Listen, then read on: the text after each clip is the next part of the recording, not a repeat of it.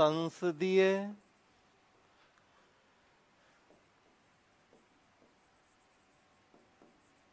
शासन व्यवस्था में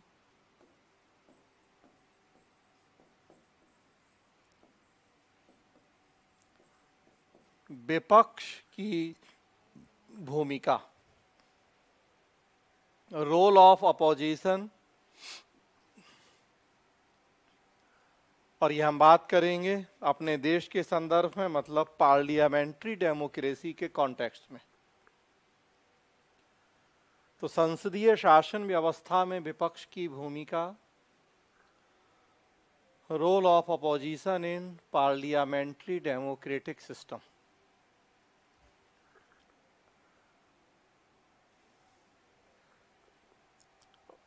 मुद्दा अगेन ऐसा है कि लोकतंत्र है, सो फिर एवरग्रीन टाइप का मुद्दा है। भूमिका कमजोर ताकतवर जैसी भी हो विपक्ष की, लेकिन लोकतंत्र तो कहा जाता है कि बिना विपक्ष के उसी तरह की स्थिति है जैसे कोई शादीशुदा महिला हो बिना गहनों के, बिना श्रृंगार के, तो उसी तरह की स्थिति लोकतंत्र में बिना विपक्ष के। तो एक तरह से विपक्ष तो लोकतंत्र का आभूषण होता है, श्रृंगार होता है उसका। लोकतंत्र की सुंदरता और सफलता के लिए एक सुदृढ़ विपक्ष का होना बहुत जरूरी होता है। विपक्ष नहीं होगा तो सरकारें निरंकुश या तानाशाह हो जाएंगी, ऑटोक्रेटिक सरकारें हो जाएंगी। सो जरूरी है विपक्ष। हाँ, वो वास्तव में कितना मजबूत है या नहीं है, कमजोर है, अपनी भूमिका जो अपेक्षा की जाती है कितना बेहतर ढंग से उसका निर्वहन कर पा रहा है या नहीं कर पा रहा है। तो वर्तमान समय की हम हमेशा बात करते हैं, सो आज भी करेंगे। शुरुआत भी वर्तमान से करते हैं और खत्म भी वहीं करते हैं। बड़ा अच्छा, आज जब मैं फॉर्मेट तैयार कर रहा था आपके लिए इस पूरे टॉपिक का, तो बड़ी अच्छी दो लाइनें दिमाग में आईं जो हो सकता कुछ लोगों को पसंद ना भी आएँ, स्पेशली जो मोदी सरकार के विरोधी या आलोचक हों और कांग्रेस या किसी दूसरी पार्टी के समर्थक हों। तो मेरी ये लाइनें उन्हें बुरी लगें, लेकिन मेरा उद्देश्य किसी पार्टी या विचारधारा का सपोर्ट करना नहीं है। हाँ, व्यक्तिगत तौर पे मैं भी भाई मोदी समर्थक हूँ, इसमें कोई दो राय नहीं है। तो कई बार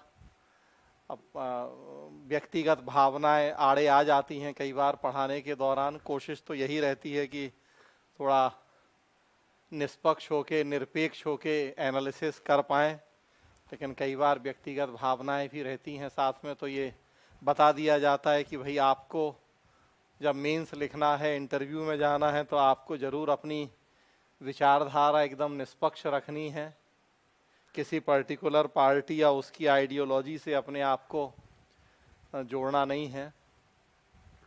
तो दो लाइनें बड़ी अच्छी दिमाग में आ रही थी। इनफैक्ट मैं कह रहा था कि अभी तक मैं ट्विटर वगैरह यूज़ नहीं करता हूं, तो आज ही मैं अपनी बेटी को कह रहा था कि मुझे अब ट्विटर यूज़ करना सीखना है, कैसे ट्वीट किया जाता है, ताकि मैं भी कुछ कुछ उस पर लिख पाऊँ। तो विपक्ष की भूमिका के संदर्भ में जो आज स्थिति है, दो लाइनें लिखी मैंने। निकम्मे युवराजों की गिरफ्त में विपक्ष। मुझे तो लगा कि मैं टॉपिक भी यही लिखूं आपके सामने, लेकिन फिर वो शायद ठीक नहीं हो, तो यूं ही बोल के बता रहा हूं। निकम्मे युवराजों की गिरफ्त में विपक्ष। और वो जो निकम्मे युवराज हैं वो ट्विटर की गिरफ्त में। तो उन निकम्मे युवराजों की गिरफ्त में विपक्ष है और वो ट्विटर की गिरफ्त में है। तो ये स्थिति है आज हमारे देश में विपक्ष की। और मुझे लगता है इन दो लाइनों से क्या स्थिति है विपक्ष की वो बड़े अच्छे तरीके से समझी जा सकती है। और केवल ये हम पूरे देश की बात नहीं कर रहे हैं, आपके स्टेट का भी वही हाल है। और वो चाहे पड़ोसी स्टेट यूपी हो तो उसका भी वही हाल। और हाँ, आपके स्टेट के जो युवराज हैं वो भले ट्विटर वगैरह पे शायद उतने एक्टिव शायद नहीं है, क्योंकि मैं तो नहीं जानता हूं, कभी मैं देखता ही नहीं हूं ट्विटर वगैरह, तो नहीं पता मुझे कि हैं सक्रिय या नहीं। लेकिन हाँ, अखबार जरूर पढ़ता हूं, तो उसमें देख रहा था कि चुनाव आयोग ने जो अभी बिहार में चुनाव होने हैं उसके संदर्भ में विभिन्न राजनीतिक दलों की जो मीटिंग करी, तो सारे विपक्ष ने कहा चुनाव आयोग से कि भाई जो ये वर्चुअल चुनावी सभाओं का दौर शुरू किया है बीजेपी ने, तो वो वर्चुअल चुनावी सभाएं ना हो। चुनाव में हम लोग उतने सक्षम नहीं हैं, ना साधन संपन्न हैं कि हम वर्चुअल सभाएं कर पाएं, तो इसलिए बेहतर है कि वो जो ट्रेडिशनल तरीका है सभाओं का वही चले चुनाव प्रचार प्रसार के लिए। और उसके लिए सुझाव दिया गया कि जो अलग अलग मैदान होते हैं जहां चुनावी सभाएं होती हैं, तो दिन तय कर दिए जाएं, टाइम तय कर दिए जाएं कि इस चुनावी मैदान में इस तारीख को फलां पार्टी के प्रत्याशी का चुनावी सभा होगी और इस तारीख को फलां पार्टी के, तो ताकि उस तरह के लड़ाई झगड़े ना हों। टीवी न्यूज़ चैनल्स वगैरह जहां जो भी प्रचार माध्यम हैं उन पर समय फिक्स कर दिया जाए, लेकिन ये वर्चुअल सभाओं को रोका जाए, क्योंकि बिहार के वो जो विपक्षी पार्टियां हैं उन्हें लग रहा है कि वो उतने सक्षम नहीं हैं और इसमें एनडीए और स्पेशली बीजेपी बाजी मार ले जाएगी।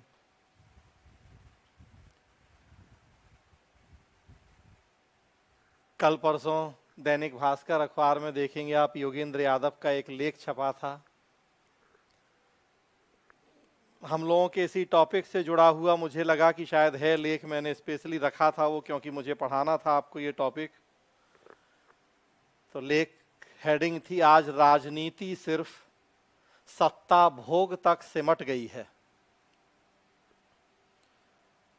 तो देखा उसमें मैंने 2 लाइनें दिखी मुझे, बिना नीति की राजनीति चल रही है और विपक्ष विकल्प देने की बजाय सिर्फ विरोध करके संतुष्ट है।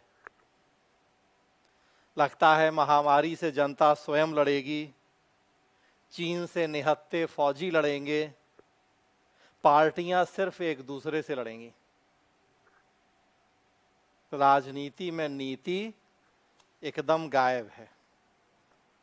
तो योगेंद्र यादव सैफोलॉजिस्ट कहलाते हैं और जो भी अपने साथ उपमाएं लगाते हैं, तो उनका ये दैनिक भास्कर अखबार में 2-3 दिन पहले आर्टिकल था, तो मैंने रखा था आप लोगों के लिए आज के लिए कि मैं इसमें अगर कुछ चीज़ें लगेंगी मुझे काम की तो मैं ज़रूर आप लोगों के साथ चर्चा करूँगा। तो 2 लाइनें लिखी इन्होंने कि उसी वर्चुअल मीटिंग के संदर्भ में मुझे याद आ रहा है कि गांव-गांव में राशन भले सरकार ना पहुंचा पाए, लेकिन टीवी लगा के भाषण जरूर पहुंचा रही है। तो राशन पहुंचे या नहीं पहुंचे, भाषण जरूर पहुंच रहा है। तो वर्चुअल मीटिंग के संदर्भ में, और वर्चुअल मीटिंग स्पेशली आप लोगों के स्टेट में, जो कि विपक्ष की डिमांड है कि उन्हें रोका जाए और जो पुराना तरीका है चुनाव प्रचार का उसी के इंतजाम किए जाएं। तो आज यही टॉपिक है जिस पे हम बात करेंगे। चूँकि पॉलिटिकल इशू हैं, मैं कितना भी कोशिश करूं कि अब वो पॉलिटिकल इशू को निष्पक्ष और निरपेक्ष ढंग से चर्चा कर पाऊं, लेकिन जब पॉलिटिकल इशू होते हैं तो वो स्वाभाविक सी बात है कि कहीं ना कहीं अपनी व्यक्तिगत भावनाएं, जो अपनी पर्सनल फीलिंग्स हैं, वो आड़े आ ही जाती हैं। सो आप लोग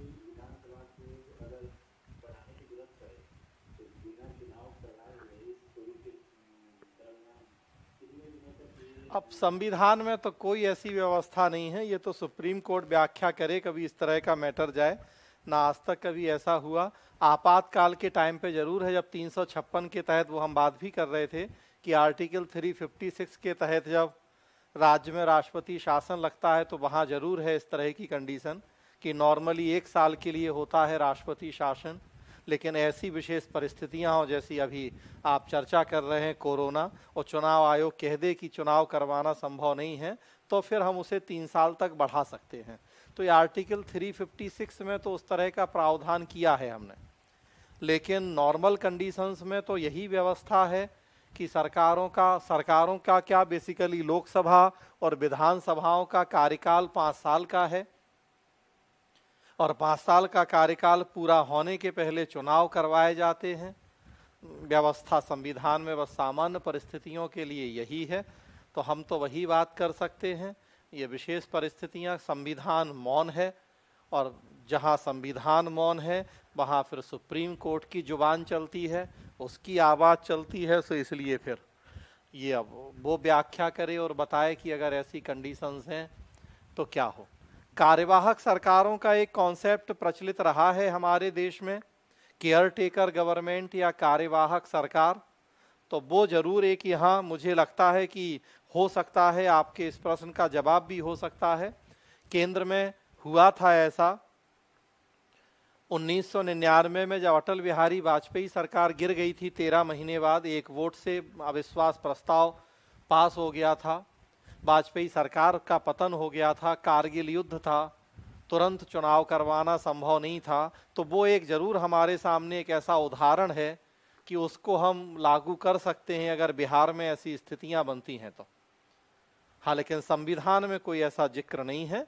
केंद्र में हुआ था तब कि तुरंत चुनाव करवाने संभव नहीं थे, वाजपेयी सरकार बहुमत खो चुकी थी, अविश्वास प्रस्ताव पारित हो गया था, कानूनन उसे पद पे बने रहने का राइट नहीं था, लेकिन चुनाव तुरंत नहीं हो सकते थे, नई सरकार का गठन नहीं हो पाया था किसी वजह से।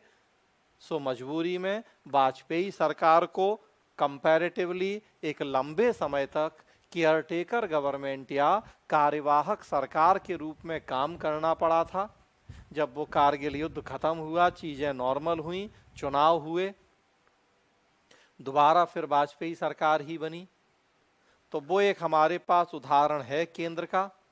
उसी आधार पे हम राज्य में अनुमान लगा सकते हैं केयरटेकर गवर्नमेंट या कार्यवाहक सरकार का, कि वर्तमान सरकार से कहा जाए कि जब तक चुनावों के लिए माहौल उपयुक्त नहीं है वो केयरटेकर गवर्नमेंट के रूप में काम करे। लेकिन वास्तव में मैटर ये न्यायालय का है, व्याख्या करके वो बताए कि क्या उपयुक्त है ऐसी स्थिति में।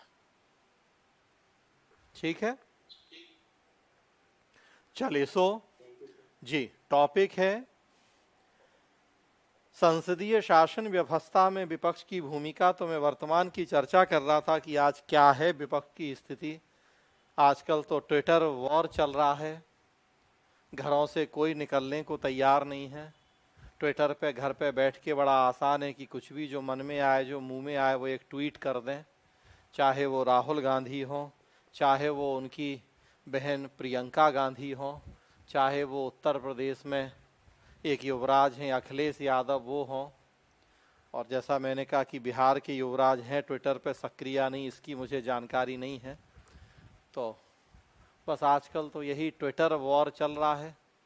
उसमें बड़ा आसान है अपने बंद कमरे में बैठ के ऊट पटांग स्टाइल के बाल कटवा लेना है युवराजों को, और पता लगा कि जो युवराज के वो बाल काटने वाले हैं वो लंदन में हैं, वहीं फंस के रह गए हैं। तो उस चक्कर में युवराज ने कुछ इस तरह के बाल डिजाइन करवा लिए, हेयर स्टाइल। हालांकि उससे वो किसी ने कह दिया है उनसे कि वो राजीव गांधी जैसे लग रहे हैं, तो थोड़ा सा ये भी भ्रम हो गया है कि उनमें राजीव गांधी की छवि दिखाई दे रही है इस तरह की नए हेयर स्टाइल में। तो खैर ये तो व्यक्तिगत बातें हैं, लेकिन जो टॉपिक है संसदीय शासन व्यवस्था में विपक्ष की भूमिका, शुरू करें इस टॉपिक को। जो हम चर्चाएं करेंगे इस टॉपिक में, थोड़ा सा संसदीय शासन की बात करेंगे आपसे। क्या है संसदीय शासन व्यवस्था, पीछे भी हमने चर्चा की है। तो अब अगेन ये सारे जो भी हम टॉपिक पढ़ रहे हैं जुड़े वहीं से हैं घूम करके, डेमोक्रेसी और पार्लियामेंट्री डेमोक्रेसी। थोड़ा सा आज कुछ और बताएंगे आपको संसदीय शासन से जुड़े हुए जो बातें हैं, तब उसके बाद फिर हम बात करेंगे विपक्ष की भूमिका संसदीय शासन या लोकतंत्र में। विपक्ष का जो नेता होता है किस आधार पे बनता है, थोड़ा सा उसकी बात, हालांकि वो फैक्चुअल जानकारी है, लेकिन अब जब विपक्ष की भूमिका की बात कर रहे हैं तो विपक्ष का नेता, थोड़ा सा उसकी बात करेंगे। कैसे विपक्ष का विकास हुआ है हमारे देश में, थोड़ा सा उसकी चर्चा होगी। फिर हम बात करेंगे कि विपक्ष की भूमिका क्या है, या इनफैक्ट ये कहा जाए कि विपक्ष की भूमिका क्या होनी चाहिए एक स्वस्थ लोकतंत्र, हेल्दी डेमोक्रेसी में हम अपोजिशन से किस तरह के रोल की अपेक्षा करते हैं, थोड़ा सा हम उसकी बात करेंगे। फिर कोएलिशन गवर्नमेंट या गठबंधन सरकार के दौर में विपक्ष की भूमिका क्या है, हम उसकी बात करेंगे। वर्तमान स्थिति क्या है विपक्ष की भूमिका की, हमेशा की तरह वर्तमान से हम जोड़ते हैं चीज़ों को, सो उसकी बात होगी। थोड़ा सा हम दूसरे देशों से भी कंपेयर करेंगे, स्पेशली ब्रिटेन में क्या रोल होता है विपक्ष का, और हमारे देश में थोड़ा सा हम इसकी बात करेंगे। विभिन्न राज्यों में क्या स्थिति है विपक्ष की भूमिका की, स्पेशली आपका बिहार, थोड़ा सा उसकी चर्चाएं होंगी।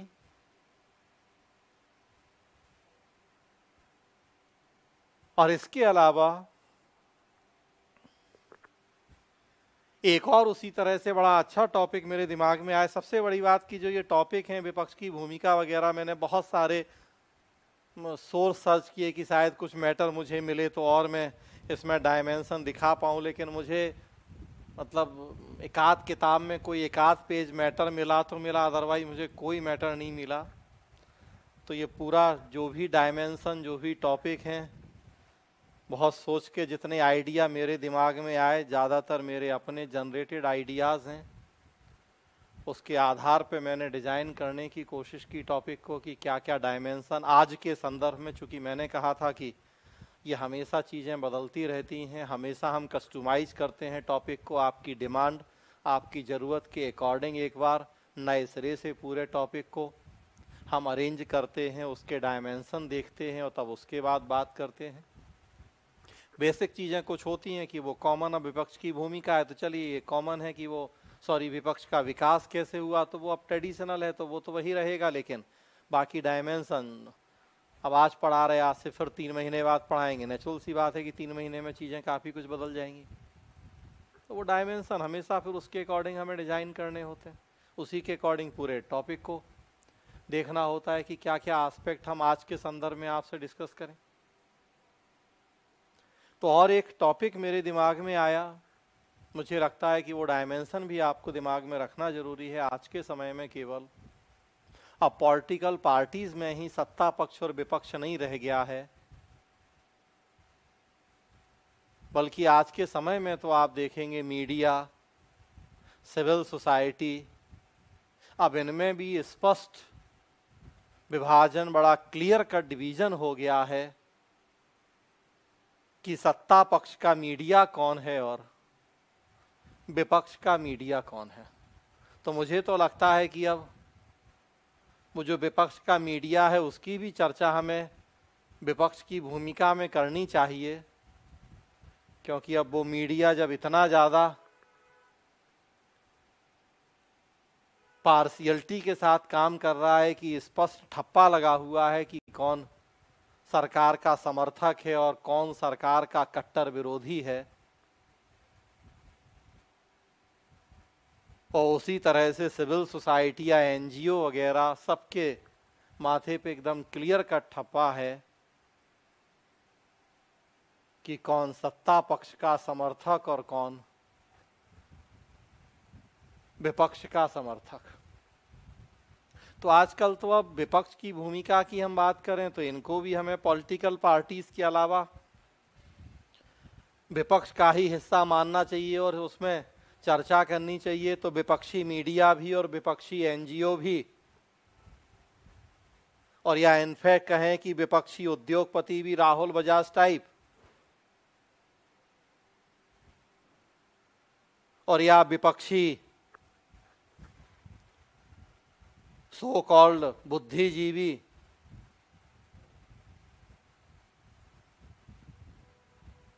जो पुरस्कार लौटाते हैं, सम्मान लौटाते हैं, तो अब तो केवल राजनीतिक दलों का ही ये बंटवारा नहीं रह गया है सत्ता पक्ष और विपक्ष का, बल्कि समाज के और दूसरे जितने प्रमुख वर्ग हैं उनके बीच में भी अब ये हमें बड़ा स्पष्ट डिवीजन दिख रहा है, सत्ता पक्ष और विपक्ष वाला।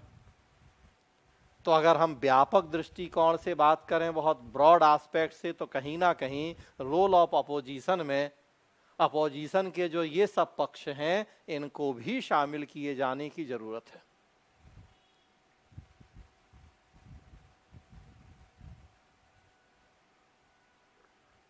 और प्लस उसके साथ साथ वर्तमान समय के पिछले 4-6 महीने के कौन से ऐसे चर्चित मुद्दे रहे हैं जिस पे विपक्ष की सक्रियता देखने को मिली है। अब वो सक्रियता कितनी जायज थी या नहीं, ये तो फिर समीक्षा की बात है। हाँ, लेकिन किन मुद्दों पे विपक्ष ने सरकार को घेरने की कोशिश करी है, तो थोड़ा सा ये टॉपिक। तो अगेन देखें, डायमेंशन फिर बहुत सारे मैंने निकाले हैं इस टॉपिक के, और लगभग जैसा मैंने कहा कि सारी यूनिक चीजें हैं, सारे मेरे द्वारा ही तैयार जनरेटेड डायमेंशन और टॉपिक हैं। बात तो खैर हमेशा मैं अपने अनुसार अपने हिसाब से ही करता हूं आपसे, और आज के टॉपिक में थोड़ा सा और विशेष रूप से जो भी मैं करंट डायमेंशन आपसे डिस्कस कर रहा हूं, एनालिसिस कर रहा हूं, आप देखेंगे ये किसी भी किताब में आपको, किसी भी मैगजीन में आपको जनरली नहीं मिलेंगे। और यहीं फिर वास्तव में वो जो एक टीचर की भी परीक्षा होती है, और क्यों स्पेशली मुझे सर ने कहा कि मैं आपको ये टॉपिक डिस्कस करूं, सारे जो ये डायनेमिक टॉपिक हैं इनके जितने डिफरेंट डायमेंशन हैं वो डिस्कस करूं, तो अब इसमें फिर कौन सक्षम है इस काम को बेहतर तरीके से करने में और कौन उतना सक्षम नहीं है। हर आदमी इस तरह के टॉपिक के साथ जस्टिस नहीं कर सकता है, जो सच्चाई है। जो रटी रटाई बातें हैं, किताबों में लिखी बातें हैं, वो कोई भी पढ़ के पढ़ा देगा, बहुत कठिन नहीं होता है कि आर्टिकल 1 से 4 क्या है, कि 5 से 11 क्या है, वो जो ट्रेडिशनल रटी रटाई चीजें हैं। लेकिन जो इस तरह से डायनेमिक टॉपिक होते हैं, डिफरेंट डायमेंशन, उनमें जब तक उस तरह की अप्रोच नहीं है, उस तरह का एटीट्यूड एप्टीट्यूड नहीं है, तो दिक्कत होती है। तो मैं कोशिश कर रहा हूं आपके साथ कि जितना आज की डेट के हिसाब से डिफरेंट डायमेंशन हो सकते हैं किसी टॉपिक के, वो मैं चर्चा कर लूं, ताकि फिर इसके बाद फिलहाल के लिए कुछ भी शेष नहीं रह जाए। हाँ, बाकी तो इसमें चीज़ें समय के साथ साथ प्लस माइनस होती रहेंगी। तो 6 महीने 3 महीने बाद पढ़ाऊँ आपको, तो फिर इसमें कुछ चीज़ें प्लस माइनस हो जाएंगी, उसी तरह से हमेशा। तो शुरू करते हैं, संसदीय शासन व्यवस्था में विपक्ष की भूमिका, role of opposition in parliamentary democracy. लोकतंत्र का मतलब आप जानते हैं, रोज ही हमने बात की इतने बार कि अब आपके दिमाग में बैठ गया होगा, रट गया होगा।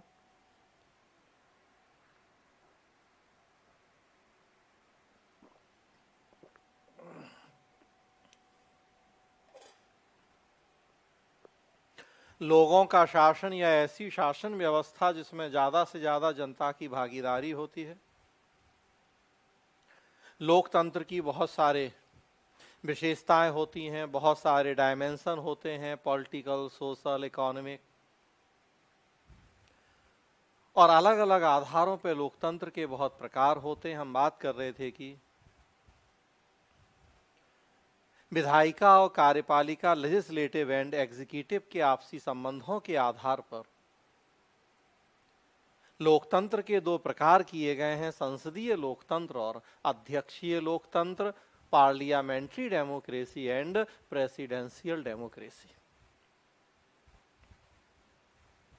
इंग्लैंड पार्लियामेंट्री डेमोक्रेसी का देश है और अमेरिका प्रेसिडेंशियल डेमोक्रेसी का। चूंकि हम इंग्लैंड के उपनिवेश रहे, कॉलोनियल इरा में अंग्रेजों ने हमारे यहाँ भी उसी सिस्टम को लागू करने की कोशिश की। हम उस सिस्टम के अभ्यस्त हो गए थे, कुछ एक्सपीरियंस हो गया था हमारे लीडर्स को, फ्रीडम फाइटर्स को। सो आफ्टर इंडिपेंडेंस जब हमारा कॉन्स्टिट्यूशन बना तो हमने भी उसी पार्लियामेंट्री डेमोक्रेसी को ही अडॉप्ट करना बेहतर समझा। किसी नए सिस्टम को अडॉप्ट करते, ट्रायल एंड एरर करते, सक्सेस मिलती नहीं मिलती डाउट थे। सो ऐसी स्थिति में फिर हमने भी उसी पार्लियामेंट्री डेमोक्रेसी को ही जारी रखा जो कि इंग्लैंड से हमें मिली थी। संसदीय लोकतंत्र या पार्लियामेंट्री डेमोक्रेसी में कार्यपालिका और विधायिका के बीच में घनिष्ठ संबंध होते हैं। दोनों एक दूसरे से बड़ी मात्रा तक जुड़े होते हैं, जबकि अध्यक्षीय शासन में ये दोनों एक दूसरे से ज़्यादा पृथक और स्वतंत्र होके, ज़्यादा सेपरेट और इंडिपेंडेंट होके अपने कार्यों को संपन्न करते हैं।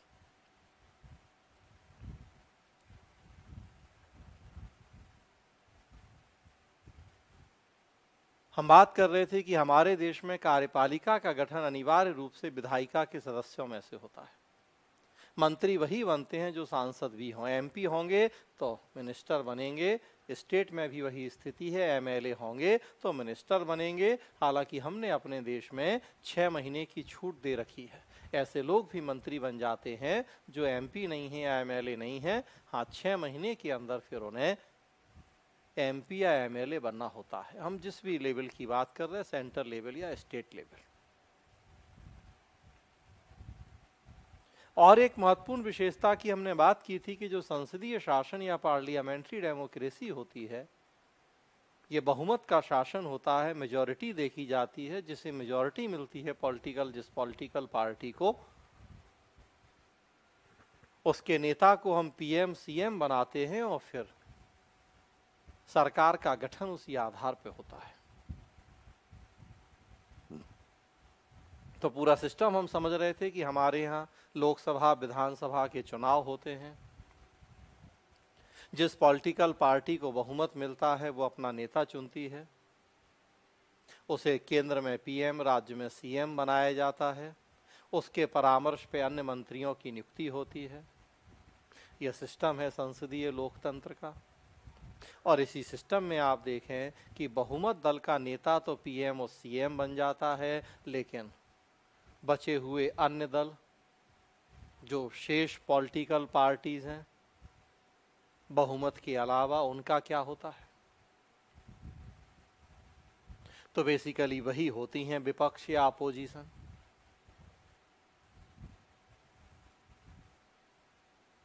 आज एनडीए सत्ता पक्ष या सरकार है और यूपीए कांग्रेस अपोजिशन है, विपक्ष है। 2014 तक यूपीए सत्ता पक्ष था, सरकार था, और एनडीए बीजेपी ये विपक्ष थे, अपोजिशन थे। 2004 तक फिर एनडीए सत्ता पक्ष था, सरकार था, कांग्रेस विपक्ष थी। तो हमारे देश में ये आना जाना लगा रहता है। जो आज सत्ता पक्ष में है वो कल विपक्ष में भी बैठता है, जो आज विपक्ष में है एक ना एक दिन उसे भी सत्ता पक्ष में आने का मौका मिलता है। चूंकि लोकतांत्रिक देश में, एक डेमोक्रेटिक कंट्री में जनता की अपेक्षाएं इतनी ज़्यादा होती हैं कि कोई भी सरकार जनता की अपेक्षाओं पर खरे उतर पाने में सक्षम नहीं होती है।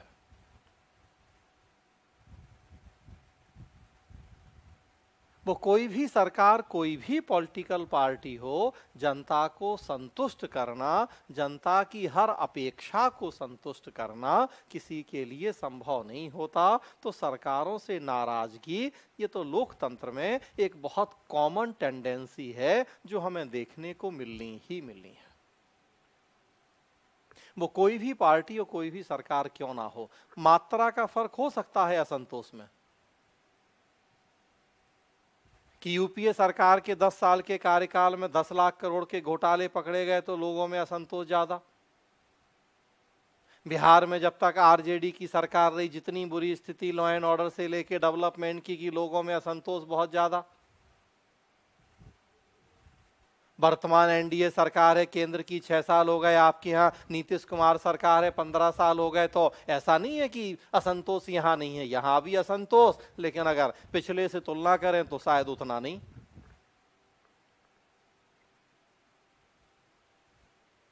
कल ही देख रहे थे कि वो 8 साल पुल बनने में लगा, आप लोगों के यहाँ किस डिस्ट्रिक्ट का, पूरा 1 महीना चला, 16 जून को उद्घाटन हुआ और 16 जुलाई को कल जाने के बाद देख रहे थे न्यूज में कि 16 जुलाई को कल वो ढह गया।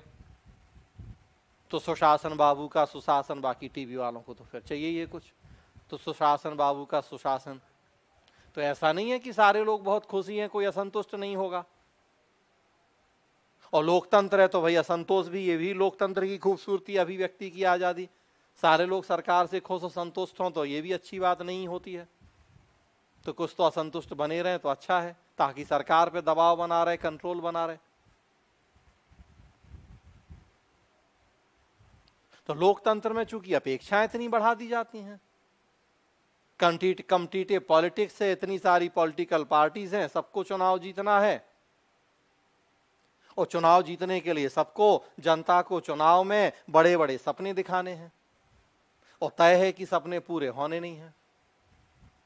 इतने बड़े बड़े सपने दिखा देने हैं चुनाव के दौरान, तो राजनीतिक पार्टियां बस चले तो वो तो कह दें कि हम चांद तोड़ के दे देंगे, हम तारे तोड़ के दे देंगे, हम मंगल ग्रह पे घर दिला देंगे, ये दुनिया तो ठीक है, चुनाव बस जिता दो, वोट दे दो, उसके बाद फिर। तो राजनीतिक दल ही अपेक्षाएं बढ़ाते हैं लोगों की, बिजली फ्री, पानी फ्री, तो मेट्रो फ्री, तो ये फ्री, तो वो फ्री। और अब जब वो अपेक्षाएं पूरी नहीं होती हैं, अच्छे दिन आएंगे तो हर आदमी के अकाउंट में 14 लाख आएंगे या जो भी, तो अल्टीमेटली आप सोचें अपेक्षाएं बढ़ा कौन रहा है ये?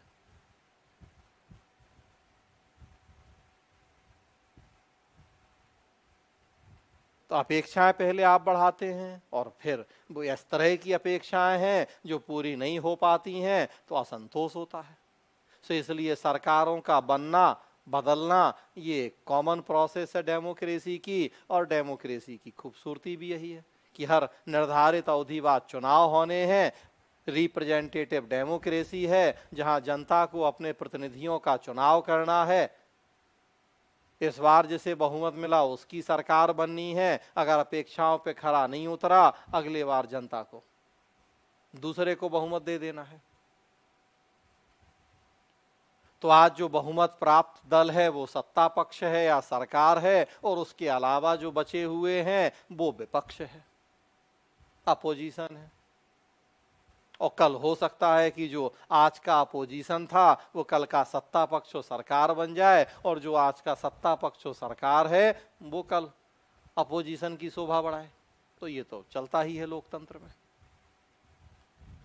तो लोकतंत्र और उसमें संसदीय लोकतंत्र की ही एक अनिवार्य जरूरत और महत्वपूर्ण विशेषता है विपक्ष की भूमिका, विपक्ष का अस्तित्व।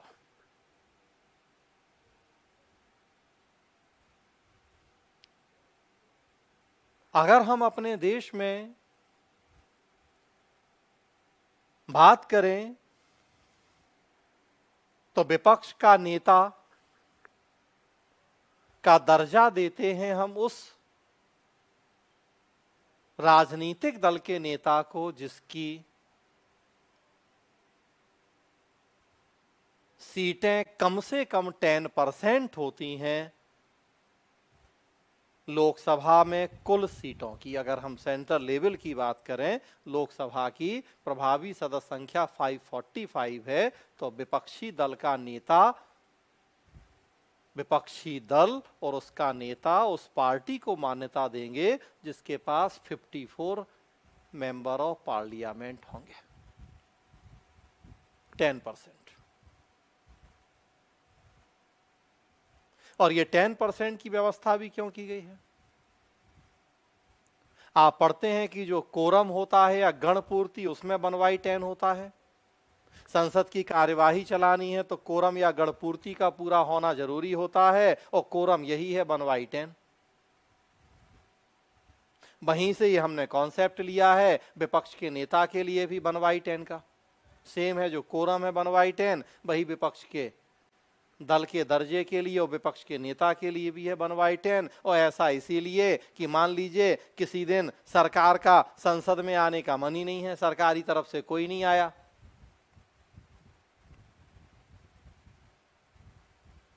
विपक्ष के जैसा कि आज स्थिति है, कांग्रेस के 40, 42, 45 ही हैं, सारे भी आ जाएंगे, तब भी संसद तो चल नहीं पाएगी क्योंकि कोरम ही पूरा नहीं होगा।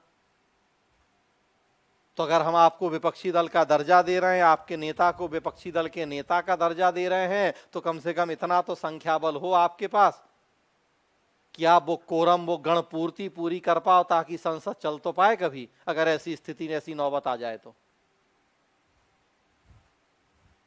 बिना विपक्ष के सरकार तो चला लेगी संसद, बिना सरकार के विपक्ष कैसे चलाएगा संसद, अगर उसके पास वो 1/10 भी नहीं है तो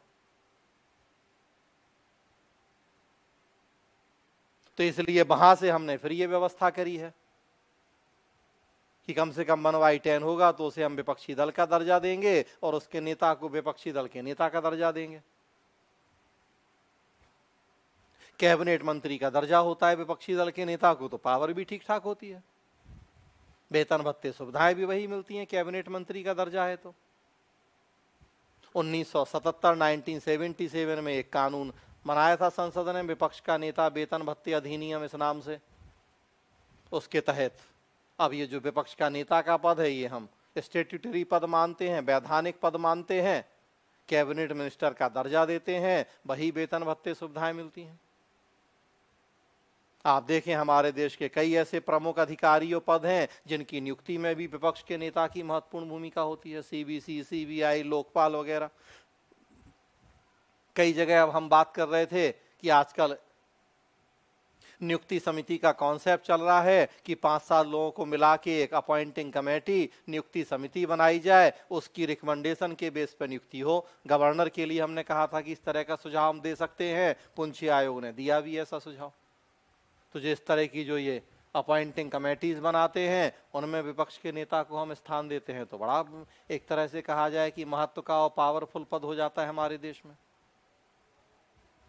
कैबिनेट मिनिस्टर का दर्जा। -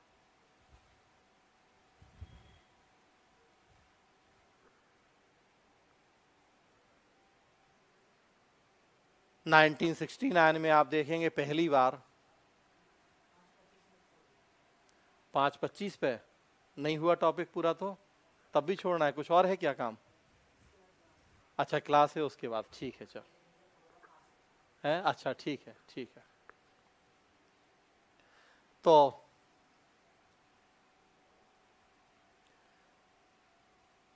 हम बात कर रहे हैं कि 1969 में पहली बार हमारे देश में विपक्ष का नेता बना था। कांग्रेस आई और कांग्रेस एस दो संगठन बन गए थे। कांग्रेस आई इंदिरा गांधी, एक कांग्रेस एस हो गया था टूट के अलग। उसके नेता थे डॉक्टर राम सुभाग सिंह, पहली बार वो विपक्ष के नेता बने थे 1969 में। तब तक कोई विपक्ष और विपक्ष का नेता ही नहीं था हमारे देश में। हम बात कर रहे थे आपसे चौथे आम चुनाव तक केंद्रीकृत संघवाद, सेंट्रलाइज्ड फेडरलिज्म था हमारे देश में।